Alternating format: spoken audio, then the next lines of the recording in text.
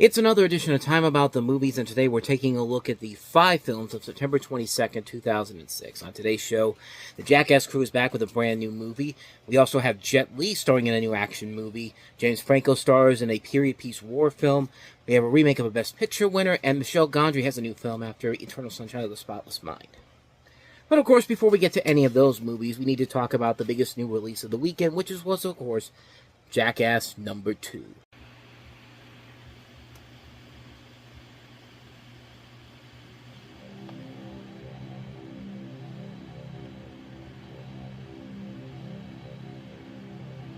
When it was released in 2002, people were outraged. A new low. A plunge into depravity. A sad commentary on our degenerating culture. A disgusting, repulsive, grotesque spectacle. Unfortunately for them, we just made number 2. Perfect sum up of the movie in general. I mean, it's the Jackass gang in their second movie, and it's, them doing more bigger stunts, more bigger pranks, more bigger skits, and you can tell that the budget has gotten a whole lot better because this one doesn't look like a movie that's straight out of a video, what was recorded straight out of a video camera like the last movie was. But no, this movie feels radically different overall, and radically different, and yet still very much the same film overall, and maybe even more so. I mean, you could definitely tell they got a bigger budget, they were upping the ante on what they could do, and that was just what the future of the Jackass movies eventually would become, because with every movie, the stunts would get bigger, the comedy would get bigger, they'd have a bigger budget, and unlike most movies where they go big or go home and they usually fail, these guys go big, and they usually are very, very successful, as the films that follow after this got better and better. But this is a really entertaining movie. It's a really good film, showing what the Jackass guys do best. The stunts are pretty awesome. A lot of great laugh-out-loud moments all throughout the movie. The creativity of these sketches keep getting more creative and more intriguing as the films go on. What more can you say, man? It's just a good, fun time all around. Not much more to say.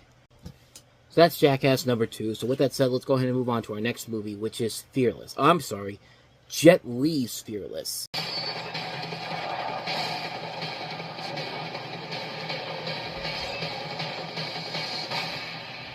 Jet Li's Fearless.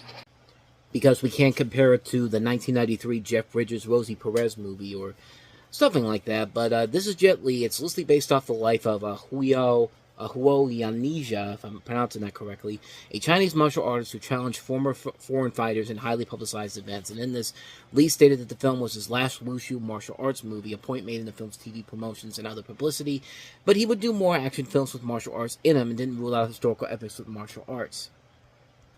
And it just leads to a lot of impressive stunt work. A good movie overall, not quite Crouching Tiger, Hidden Dragon, or Hero, but still a really enjoyable film overall. I don't really have too much more to say about it, but it's been a long time since I've seen the movie. But last time I saw it, I remember really liking it overall. So, yeah, not much more to say about that one.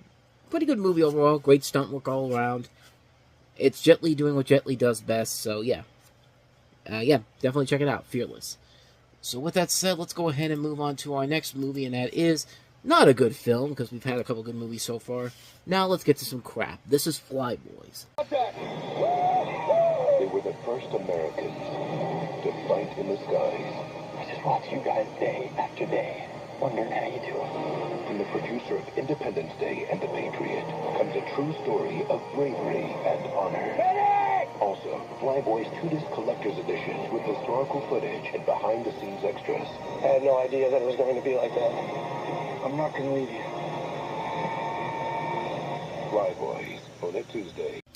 See, that should have been the first warning right there. This is done by the same people that did Independence Day and The Day After Tomorrow. Roland Emmerich, of course, who produces this movie. This is directed by Tony Bill, and one of the writers is David S. Ward, who were great people back in the day, but around this time, they were really struggling to just keep their names in Hollywood. And, Yeah, this film didn't help out much at all. So, set during World War I, the film follows the enlistment training and combat experiences of a group of young Americans who volunteer to become fighter pilots in the Lafayette Escadrille.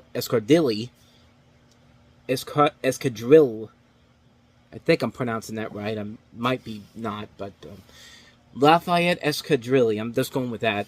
The 124th Air Squadron, formed by the French in 1916. It deals with the themes of friendship, racial prejudice, revenge, and love.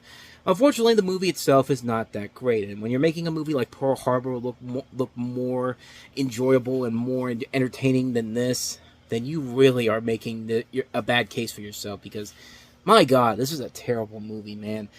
James Franco, man, just, like, pick these really bad movies after Spider-Man, like this, Annapolis, you know, just movies that probably could have been good, but they have nothing of value whatsoever to them, and this is a film that has got zero effort put into it, nothing of value, nothing about this film was worth it in the end, and yeah, it's just a really bad movie. It's just not an entertaining film. It's boring, it's lifeless. These actors in this movie should have been involved in something so much better than this, and just, this is the end result we got here. A film that probably was set to be a big Oscar contender for MGM, but they realized how terrible it was, so they dumped it off just before we got the big awards push, but yeah, you can avoid this one like the plague, So you can do the same thing with the next movie, which was an Oscar contender. In fact, it was based off of a movie that won Best Picture. This is All the King's Men, 2006. Is my strength. The Academy Award-winning writer of Schindler's List and the writer of Gangs of New York. These are some powerful people that you've taken money from. Name's the pal. No man has ever been able to intimidate me. Sean Penn, Jude Law, Kate Winslet. Whatever it is, don't. James Gandolfini, Cowboy Love, Mark Ruffalo, Patricia Clarkson, and Anthony Hopkins. They want to ruin you. And I won't let them. All the King's Men. Rated PG-13. Opens everywhere Friday. I mean, come on.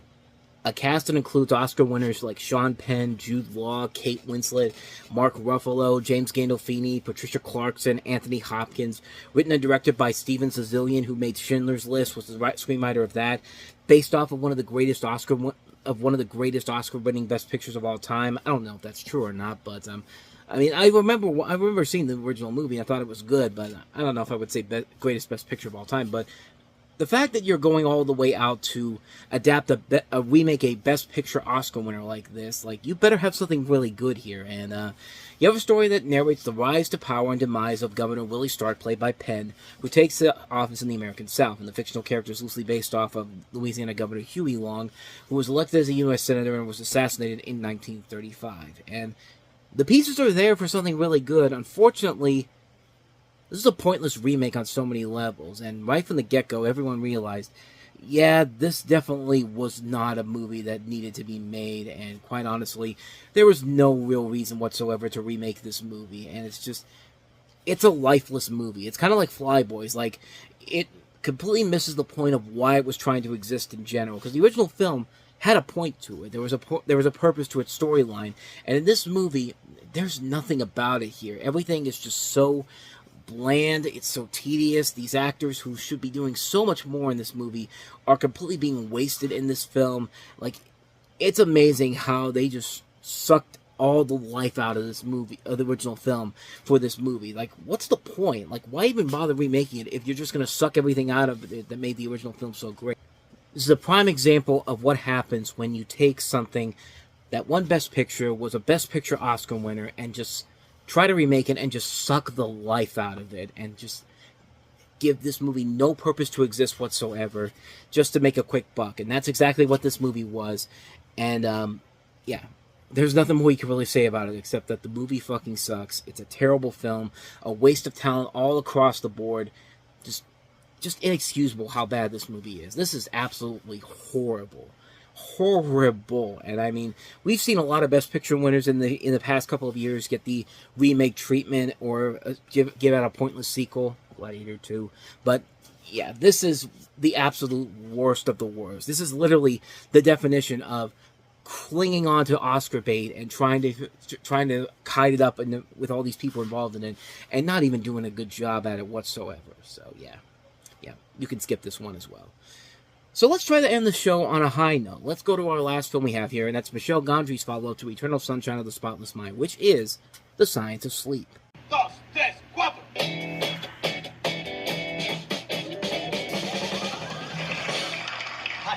Welcome back. Tonight, I'll show you how dreams are prepared. Love, friendships, relationships, and all those ships. Hello? Are you trying to mock me on the air? If you're close. I'm glad we live next door to each other. Stefan, are you here?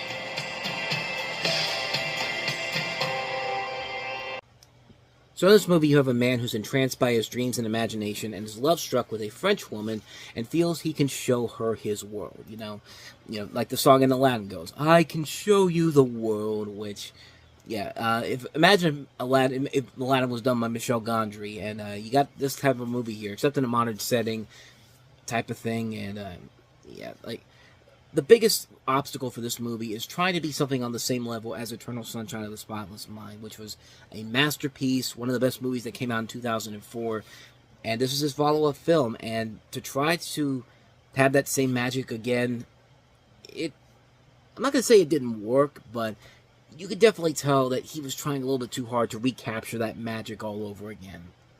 And the end result overall is a film that's good. It's a good movie. It's a visually pleasing film. You've got two strong performances by Gael Garcia Bernal and also Charlotte Gainsbourg. But unfortunately, the rest of the movie just feels like it's trying way too hard to capture that same magic of Eternal Sunshine of the Spotless Mind, which is a film that I think is very hard to top overall. And by God, the movie is trying to do something unique and clever with it. And unfortunately, it just can't reach that echelon to do something that stands out on its very own. And yeah, from a visual perspective, it looks great, but as I've said time and time again, visuals don't make the movie. You gotta have a good story. You gotta have good characters that we can get behind, and unfortunately, this film, I think, does not have that, but it's a good movie. It's a good film. If you liked Eternal Sunshine, you'll definitely find a lot to admire about this film, but just don't go in expecting another masterpiece like Eternal Sunshine of the Spotless Mind with the Science of Sleep.